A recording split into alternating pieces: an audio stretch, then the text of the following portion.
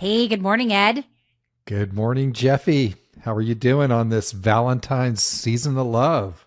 I'm doing pretty good, actually. San Diego, rainy today, which I love. Yeah. My little Any, garden's all happy. awesome. Any Valentine's plans? No, I'm not a big Hallmark girl.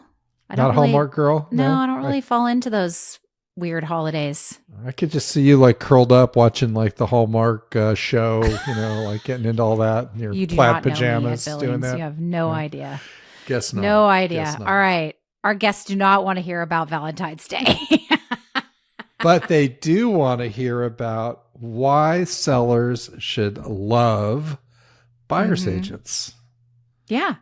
This is a good one. This is a really good one. And this is a good one for not only you as a consumer, but as for you as a seller, is a lot of times buyer's agents get a bad rap because, there's a lot of information flying around right now about pay grades and how people get paid in the real estate industry. And we all know that's negotiable, but let's go into this. It matters because if you have an advocate for you and you have an advocate for the seller, as long as they're both good advocates, you really, it's a much more smooth transaction. That's why it matters to me.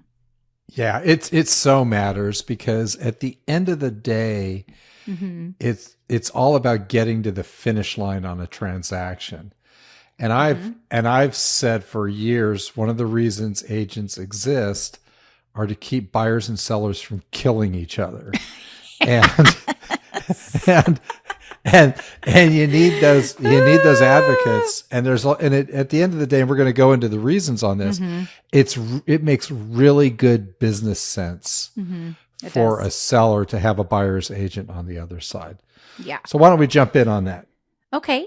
So the role of a buyer's agent is Yeah. to help facilitate the highest and best interest of the buyer.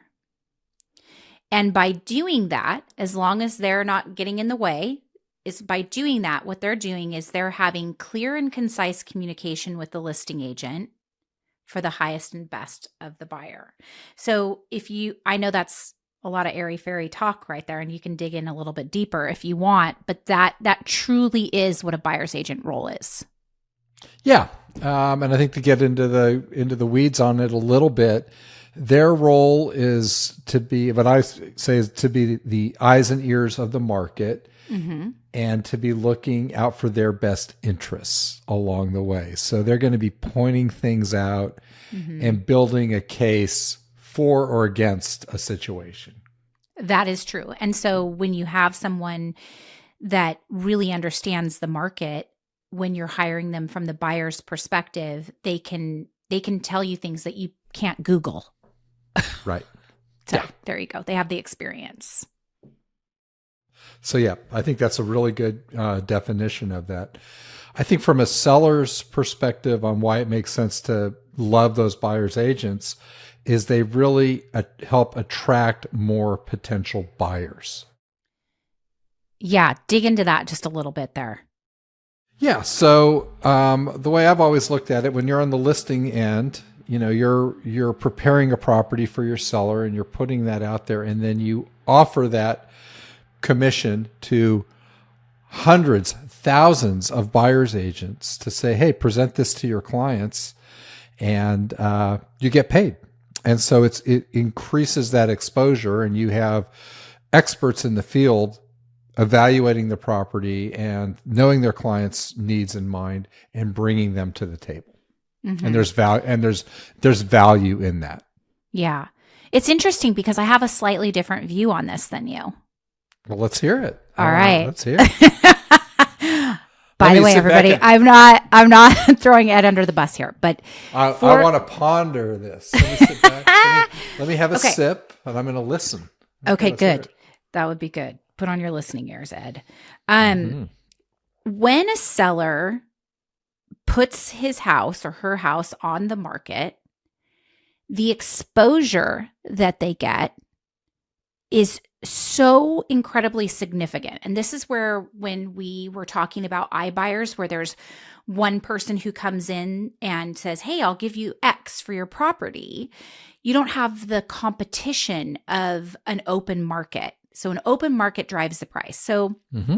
when you're willing to work with a buyer's agent, you are opening up competition to bring in a multitude of buyers that your particular listing agent wouldn't have the access to. So you have this huge swath that you've put out there by having a good listing agent who's done what they need to do to get the information out.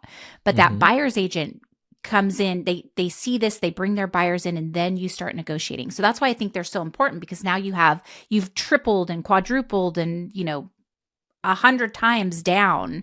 Now you've got all these eyes on your property. Yeah. No, that's a little bit of a different spin, but basically I think it's kind of the same thing. All right, everyone. Yeah. Ed is not taking constructive criticism right now.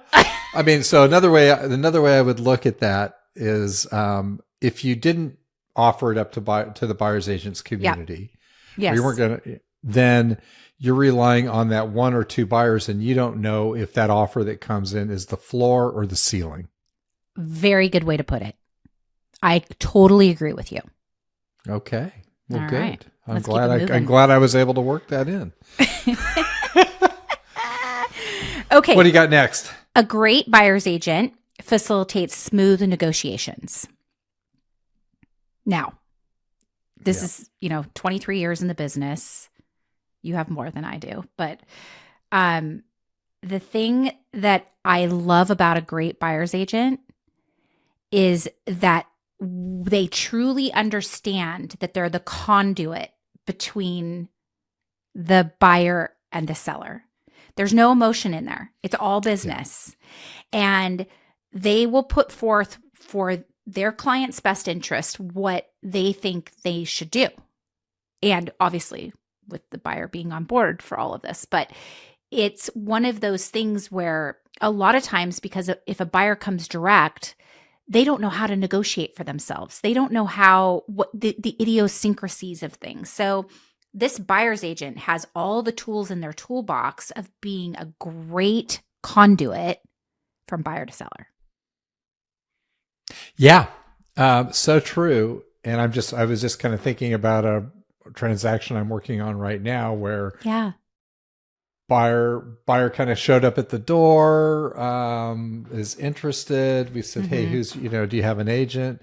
Mm-hmm. Found out who the agent is. It's a very good, competent agent. Oh, that's great. And that makes me excited, right? Mm-hmm. Because now I know that I've got a partner on the other end who's representing their client and looking out for their best interest. Yeah. But it's going to make things just smoother and roll on down the road just fine. Yeah, exactly. It takes a lot of experience as a buyer's agent to understand that there shouldn't be any emotion, because your buyer is going to be emotional and the seller is going to be emotional. But our job is to be ears open for everything with no emotion. Yeah, and that's where that comes into that professional representation for buyers. And I think a couple of great examples of that is if a buyer's unrepresented, usually at some point they're going to immediately assume they're being A, lied to, or B, taken advantage of. They're kind of they just like their mind will go there because they don't have somebody to kind of explain the whole situation out. Right. And I think that really can come up on repair negotiations. You see that a lot. And how many times have you gotten, when you're on the buyer side, you open up that inspection report and you've got all these things, but you can say, I've seen a lot of these. This is all kind of typical, and this is what we should expect, and it should be in scope. And this is something that's not, and we can take a look at that. Yeah, and go through and recommend experts that can dive in and see if there is an issue or not. Yeah. And that's that level of professionalism that I think we look for. I really like that. Okay, creating win-win scenarios. Super important. Yeah, let's hear your take on that. Well, I think that I think this comes down to a lot of negotiation training that you and I have both gone over for years. Yeah. Is that you want to use tactical empathy and you want to understand the reasons why situations might exist, assumptions on the other side, and what's really important to them. And having an advocate on the other side who's representing their client, you can have a little bit more of that free flow conversation to understand, like, where is this coming from? Sure. Is timing a bigger issue than price? Is there some scar tissue there from a past transaction, and that's why they're freaking out over the gutters because they had it fail and had all this rot? I mean, you don't know what the situation is, but you can kind of get that and help smooth things out and get priorities balanced. Let me hear your take on that.